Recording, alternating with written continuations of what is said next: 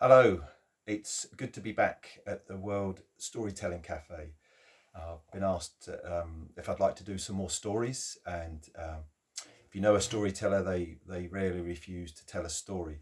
I've got my new frame drum here that I'm learning to play, and I thought it looked a bit like the moon that we have in the sky at the moment. So I'm a beginner at learning the frame drum, and I actually wanted to tell a story that I've never told to the public before. In fact, it's a story that I only heard within the last couple of weeks. My good friend John Rowe, I remember him saying to me, the best way to learn a story is to tell the story. And I couldn't agree more.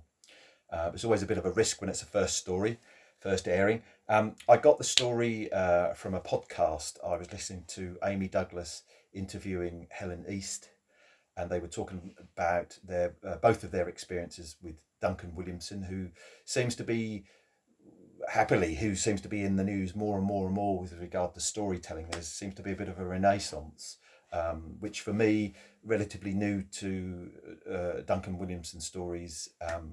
It's a wonderful thing as far as I'm concerned. I just adore his stories. This is a story that's rarely heard or told, apparently, and Amy gave me permission to tell this story. I heard just the bones of it, so I've put some flesh on it.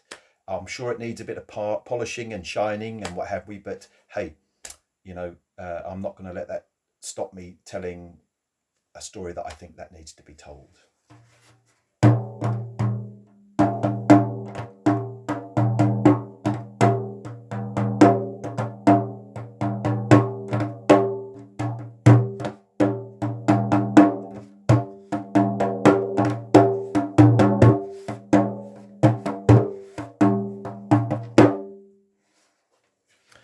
Long, long, long ago, there was a laird who owned a huge tract of land. So much land, well, at least in his lifetime, he wouldn't be able to walk all that land. Too much land, in my opinion, for one person. And he certainly didn't know all those parts of the land. He had men come on to take deer, shoot deer. He had men come and take various other things from off the land, fish salmon and what have we. But he didn't really know all the bounty and beauty that his own land had. But the travelling families that passed through that land, they knew of the other riches of the land, of what it offered. And there was a family that often went through this estate, avoiding the gamekeepers and the laird himself, for to be sure if they saw the travellers going through, they would see it that they were off the land as fast as they could possibly get them off the land. This travelling family, well, it was a mother and father and a handful of boys that they had. And as these boys grew up, well, mother and father taught them all the ways of the countryside and of the sea and the rivers, it has to be said, but many of the ways of the countryside and how to look after the countryside. If they cut some hazel to make their benders, father would show them only take a few, leave the rest. Over the years, they will replenish and regrow for other families that pass through here. Leave the site where we are clean and tidy as they did. And they would move their wagon and horses from one place to another, using whatever they could, eating and foraging from the countryside, the herbs and the plants and the nuts, and catching a little fish here and there, and maybe snaring a rabbit and other bits and pieces as they went along. And they only ever took what they needed. And this was father and mother's philosophy that they passed on to their boys. Only ever take what you need. Don't take too much. Leave enough for the next family that passes through. As is the culture.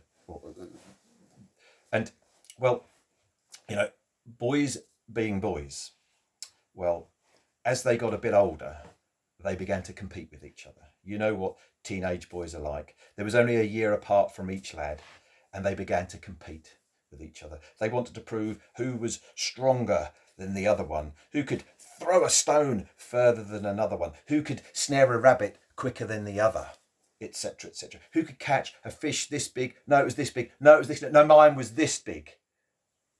You know how it is with young boys, how they begin to compete as they get into adolescence. That's certainly my experience. Well,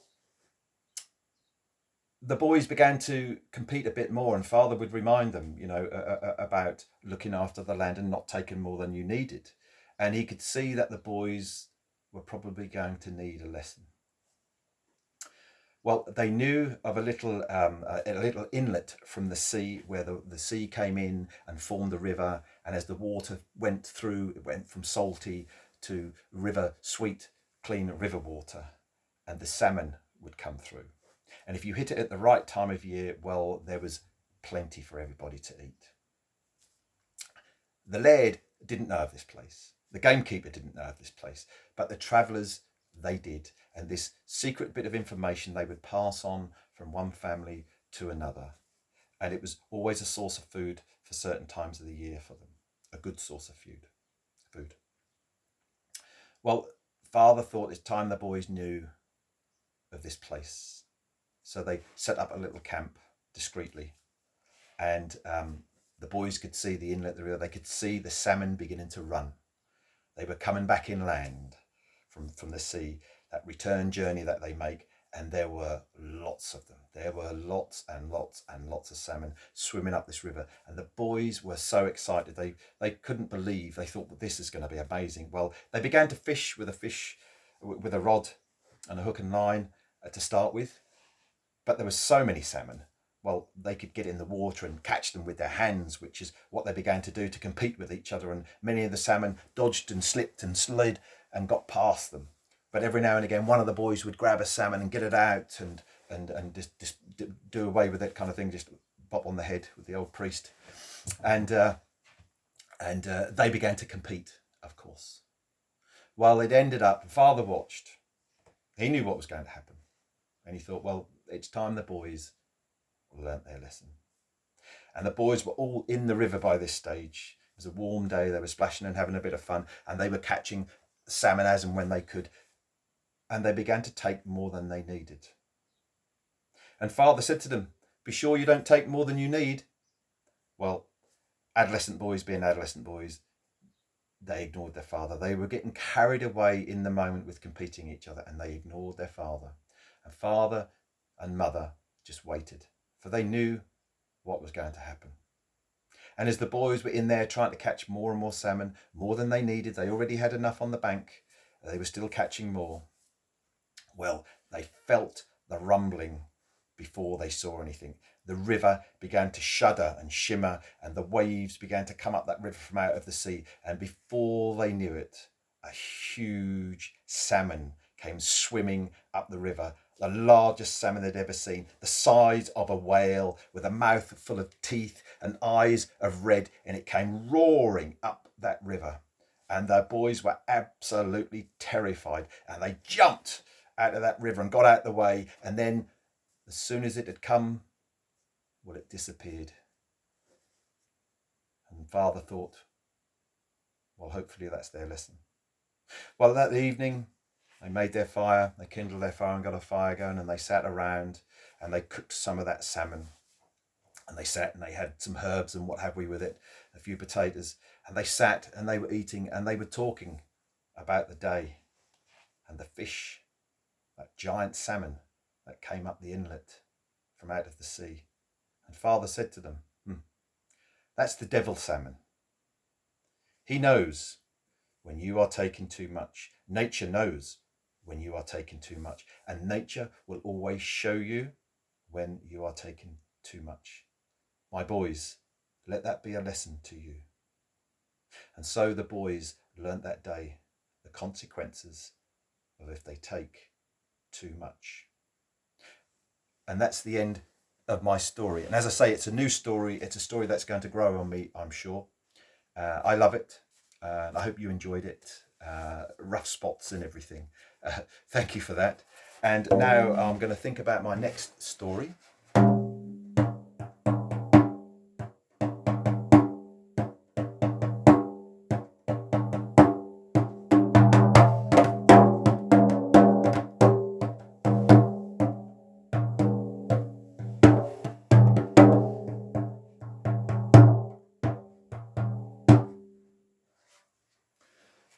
long, long, long ago, there was a boy that lived with his father. His mother had passed away many years before. Father sat him down one day and said, "My son, one day you will be old enough, you will have to venture out into the world on your own and make your own way in life. Until that day, I want you to learn what you can learn from me. Learn what you can learn from nature. Observe and learn. And then you will have all that you need for when that day comes." "Yes, father," said the boy, not really fully understanding what father meant. But anyway, the boy was a quick learner and he loved to watch his father and learn all that he could from his dad. He would go out into the wood, into the forest, and he would observe the animals and learn many, many things, many, many things.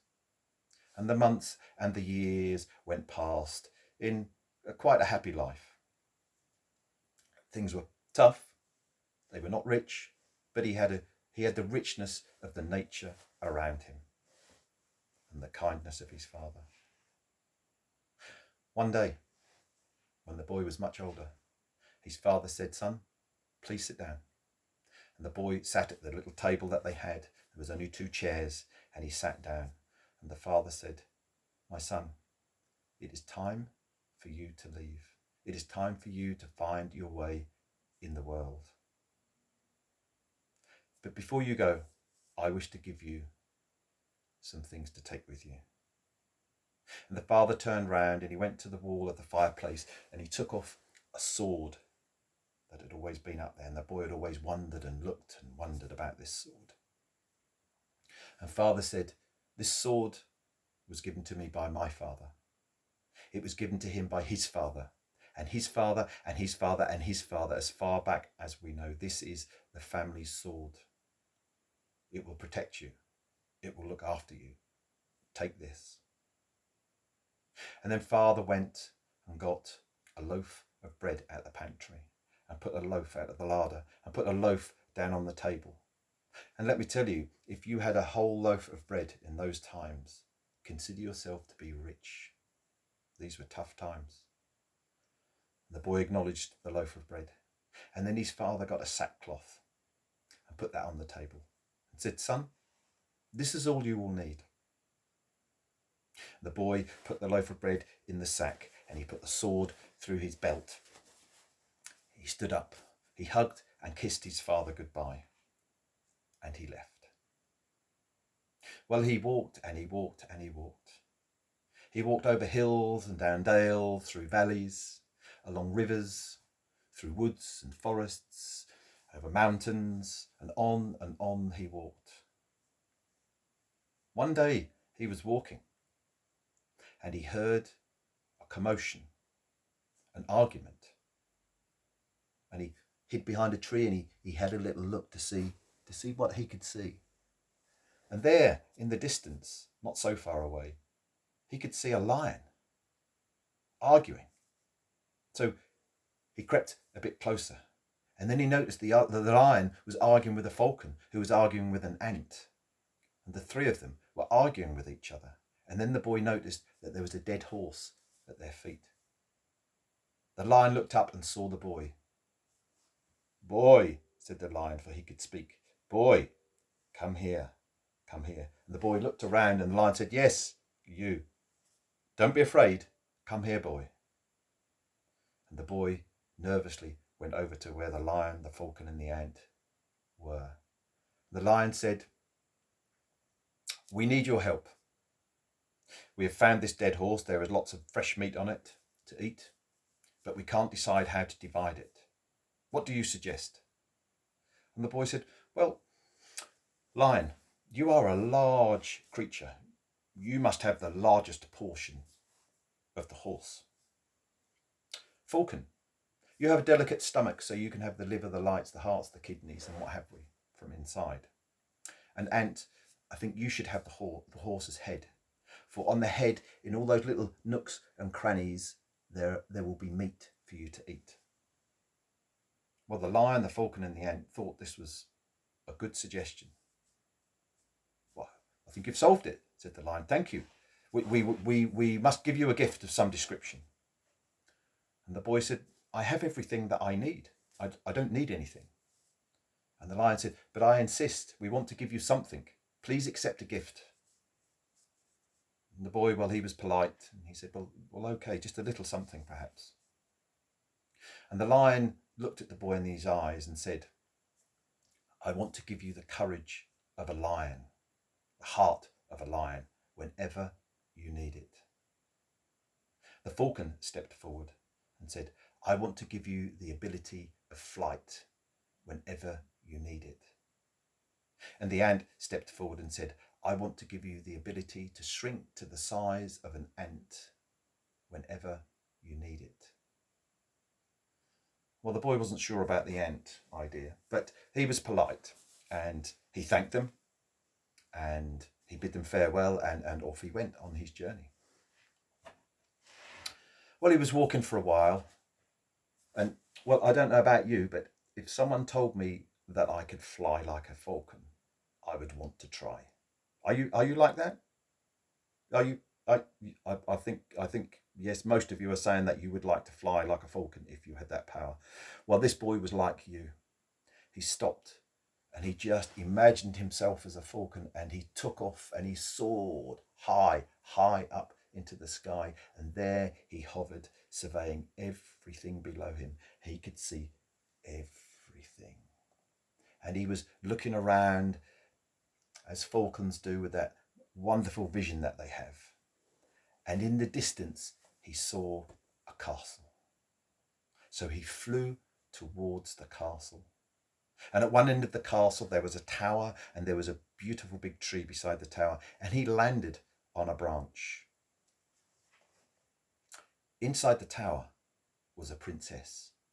She was locked in there. I don't think it was isolation, the type that we have at the moment, but it was a form of isolation. She was locked in there for her own safety. She saw the bird. She went across to the window and she opened the window and she offered her arm, and the falcon just hopped onto her arm.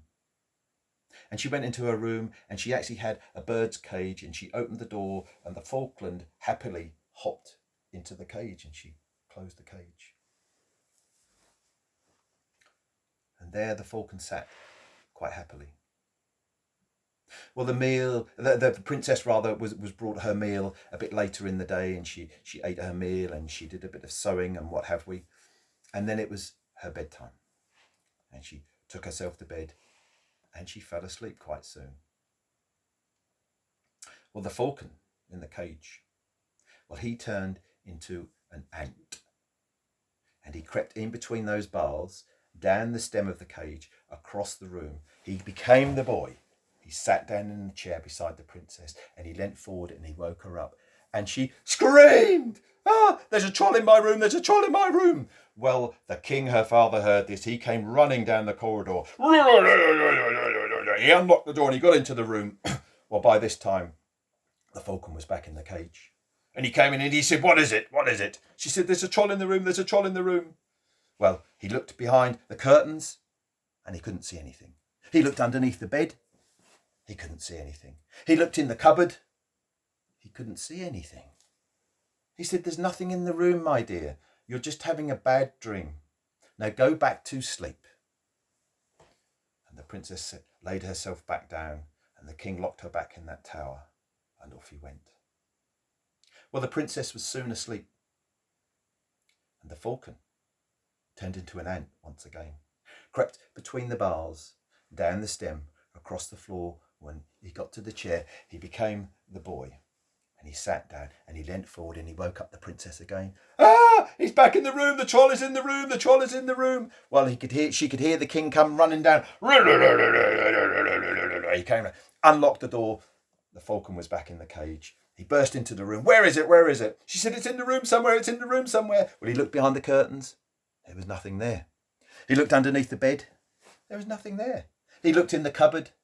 "There is nothing here, my dear," he said. "You are just having a bad dream. You are having a nightmare. Now, will you go to sleep?" And the king locked her back in the room. Well, it took the princess a little bit longer to fall asleep. but she eventually fell asleep once again.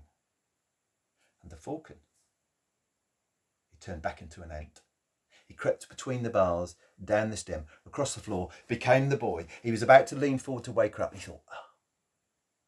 And then he whispered, Princess, Princess, wake up, wake up. And she opened her eyes. He said, don't scream, don't scream. And she looked at him and she said, who are you? And he said, I'm just a boy finding my way in the world. Why are you locked in this tower?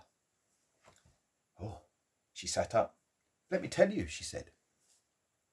There is a 9-headed ogre that lives in the mountains. He has already taken my 2 sisters. My father doesn't want me to be the third. I don't want to be the third one either. And we have to feed his dragon all manner of, we have to give him cows and sheep to take to the ogre. The 9-headed dragon, he visits us once a week to collect whatever meat that we give him. And I'm not allowed out for my own protection. Oh, said the boy. Well, I'll fight the dragon. But you're just a boy, she said. But I will fight the dragon. Ask your father to come. Tell him, I will tell him. So the princess called for her father, and the king came along, and she explained, and the king said, you, boy, you'd fight the 9-headed dragon? Have you any idea how fierce this animal is? It's got 9 heads, I tell you. It's 9 heads. It breathes fire. It's an evil, vicious dragon. And you'll fight it? Indeed I will. I will fight it. I will defeat it. Oh dear. Well, I don't know you. Nothing can be lost if the dragon defeats you. Okay. So it was agreed the next time the dragon came that the boy could take on the dragon. Well, the boy put his sword in his belt and he stepped out into the courtyard and he waited for the dragon. The dragon came swooping out of the sky into that courtyard, and the boy drew his sword, and with the heart and the courage of a lion, he took on that dragon and he sliced off one head immediately. The dragon reared and breathed fire at the boy. The boy dodged and cut off a second head. And on they fought. You could hear metal clattering on stone. You could hear the claws of the dragon scratching on the flagstones of the castle floor as they rolled and tumbled and fought. And he took off a third head, and on they fought, and the dragon shot fire at him, and his teeth, and he gnashed and he clawed at the boy, and the boy took off a fourth head, and on he went, taking off heads until there was one head left on the dragon. The largest head you'd ever seen, full of evil, sharp teeth, breathing and snorting fire, and he ripped and roared at the boy, and the boy deftly dodged and took off the last head, and the dragon lay there, dead. Heads, blood and guts everywhere. The king looked at his daughter and said, my, oh my, what an incredible young man. I think when the time is right, he might make a good husband for you. In the meantime, he is to be your personal guard. I will let you out of the tower. I will unlock it. You can now come out and go about your daily deeds as you wish, with this young man being your guard. Well, the princess was delighted at this. And the boy, well, he would escort her everywhere. They would go into the rose garden and they would pick roses for each other and smell those roses. He would read her bits of poetry. She would read him bits of poetry. They were beginning to fall in love. Yeah, love. One day, they were walking through the gardens, as I say, picking and sniffing the odd flower and looking at the butterflies fluttering around and just having a lovely time. When suddenly, the 9-headed troll himself came leaping into the garden. He grabbed hold of the princess, and with his long legs, he leapt out of the castle, and he was gone with the princess. The boy looked, ran to the king. He said, King, the 9-headed troll himself has come in and he's taken the princess. And the king looked at the boy and said, don't just stand here, get after them. Well, the boy thought for a second, and then he thought, falcon. And he became a falcon. And he took off and he soared high up into the sky, and he looked all about him. But that troll had long legs, and he ran fast, and he was gone. Well, the falcon surveyed all the landscape, was looking and looking and looking, and he was drawn to an island that he saw lower down, and he went down onto that island, and he landed, and he became the boy. And there was something about this island, this rocky island with a few trees and bits and pieces, and he began to walk around the island. However, he kept being drawn back to this huge rock at the base of a small mountain. And there was a split in the rock.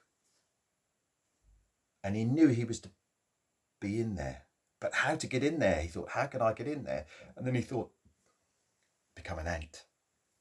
That's right. That's right. Thank you. Yes, become an ant, he thought. Yes, become an ant. And he snuck into that crack, and he went down and down and down to a long, dark, dank corridor. There were cobwebs hanging everywhere. There was the odd dead upturned woodlouse just laying there, and he went through and through and through and down more steps, deeper and deeper, along another dank, damp, dark corridor. There were more cobwebs. There were dead spiders with all 8 legs just up in the sky, just up in the air. They're dead. And he snuck past those, did the ant. And he went along to the end of the corridor, and there he came across an oak door. Well, being an ant, he couldn't get up to unlock the door, so he thought, I'll crawl underneath. And he crawled underneath that door, and when he did, oh my gosh, there was a 3-headed troll. And there was one of the princess's sisters, one of the other princesses, and she was combing the hair on the 3 heads of the troll. She was delousing him, getting all the nits and lice out of his hair. Well, the ant crept through that room and along another corridor until he came to a 2nd oak door, which was closed. So he crept underneath that, and he looked.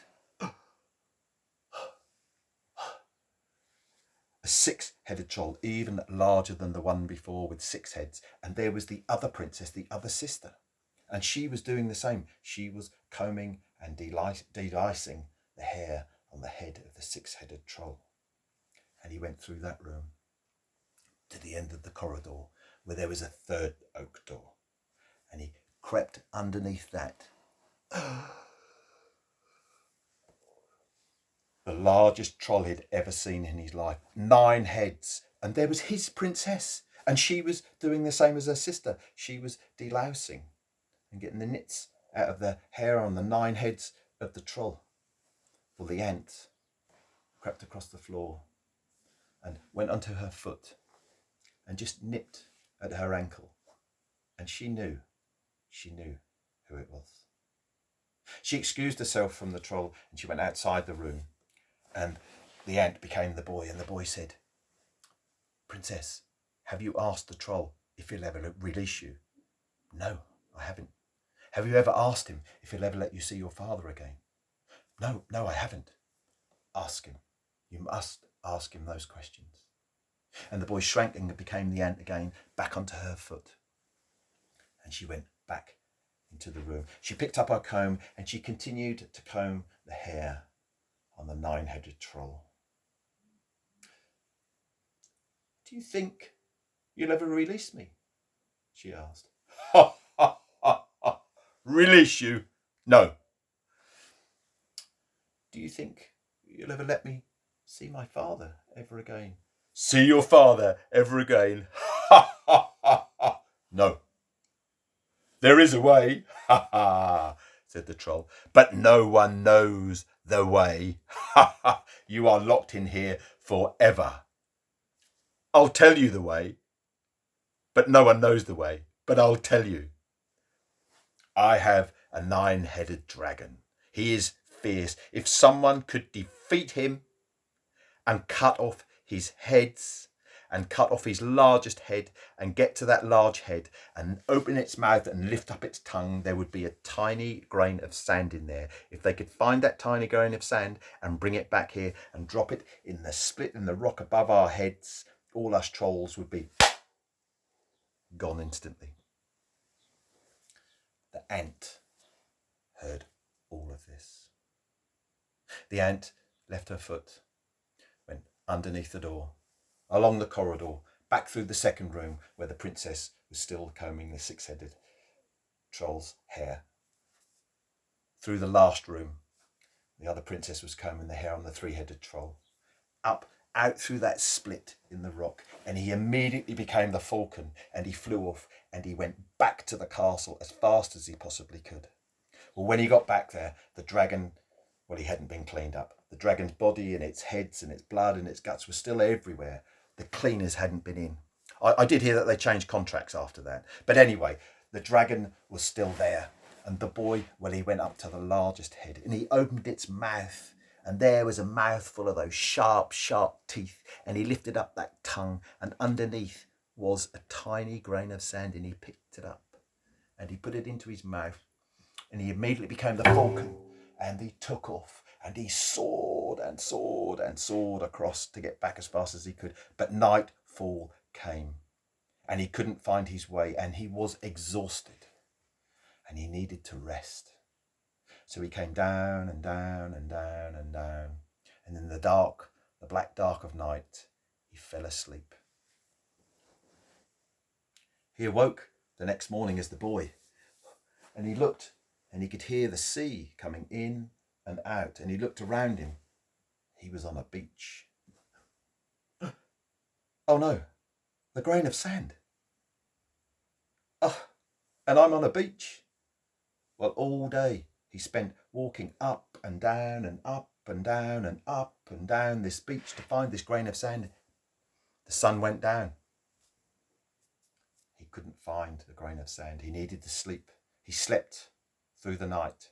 He woke the next morning to the sound of the sea and the sun was rising, and he got up as early as he possibly could, and he walked that beach up and down and up and down and up and down looking for that grain of sand, and still he couldn't find that grain of sand. The sun went down, the night came in, and once again, exhausted, he fell asleep. The third morning, he got up, the same thing, searching and searching and searching. The sun went down, the moon began to rise. He carried on looking through the night, through the silvery light of the sun, up and down and up and down and up and down that beach, looking and looking and looking, and the grain of sand. I found the grain of sand, the grain of sand. He put it into his mouth. He became a falcon once again, and he took off and he flew